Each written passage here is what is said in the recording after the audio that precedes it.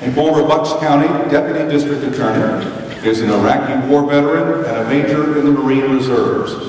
Dean is currently a practicing attorney at the Philadelphia law firm of Marshall, Dennehy, Warner, Coleman & Gogan, where he defends small businesses, retail establishments, and corporations against claims and civil lawsuits in both state and federal courts throughout southeast Pennsylvania. He lives with his wife and 4 children in New Britain Township.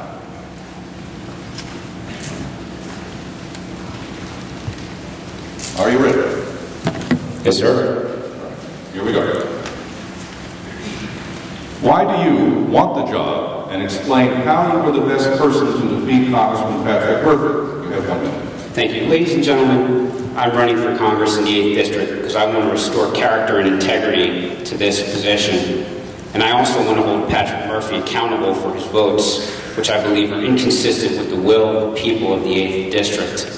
In my life, I was taught integrity and character by my parents. I was taught about character and integrity in the Marine Corps, where our motto is Semper Fidelis, always faithful. I learned about character in the Bucks County District Attorney's Office, where I prosecuted criminals and tried to bring justice to the community of Bucks County.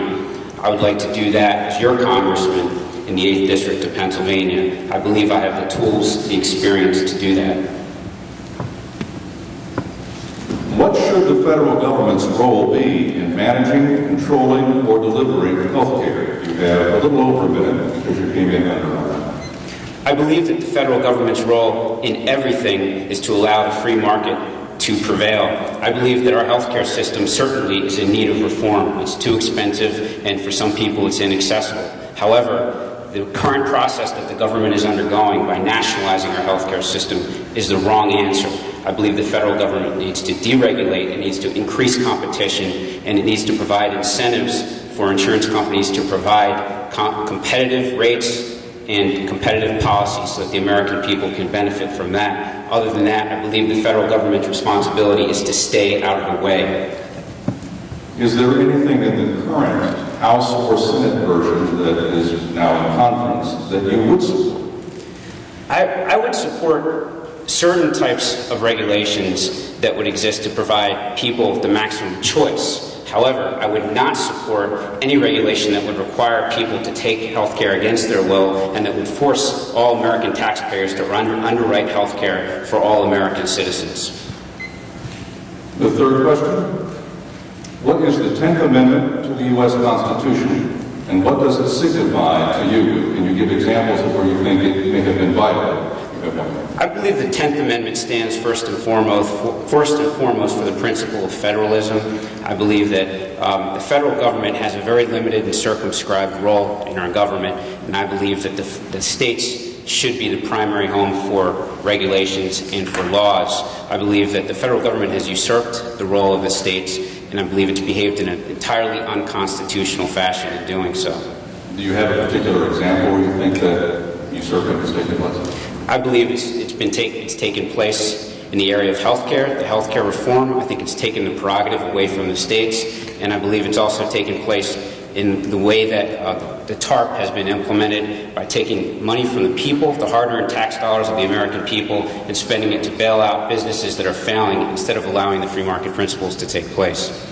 Would you support state attempts to nullify provisions of health care under the 10th Amendment? I would support any effort to constitutionally challenge the health care reform law as it exists right now. I believe that the law is unconstitutional on its face, and I would support challenges from the state or from any other sector to do so. Next question. What specifically would you do to restore the financial health of the United States? You have 1 minute. I believe that we have an excessively bureaucratic government. We have dozens and dozens of federal agencies which overlap each other, do the same things, and they don't even communicate with each other. We need to look at the Office of Accounting that is part of Congress and listen to what that office is saying. That office is telling us that there are gross inefficiencies in our government. By drastically reducing the bureaucracy in government, we can eliminate a great deal of waste in the federal government. We need to implement a flat tax. We need to explore our natural resources in an environmentally conscionable way so that we can redeem those resources and generate revenue for this nation. Are you happy with the role of the Federal Reserve? The Federal Reserve, I think, needs to be audited. I'm not happy with the role of the Federal Reserve. I believe the Federal Reserve is unaccountable. I believe it makes decisions that can wreak havoc in our economy without having any way of checking on whether or not those decisions are proper or in the best interest of the United States. I believe the Federal Reserve should be audited. It should be verified. Since you came in slightly under time and you are the first candidate, I'm going to say one thing to the audience. You may notice that I'm following up a couple of times. I will do that if the candidate finishes under his allotted time, which means another candidate comes out here and takes a little time and may not get that follow-up question, but that's why he deserves the amount of time. And let's see, next question.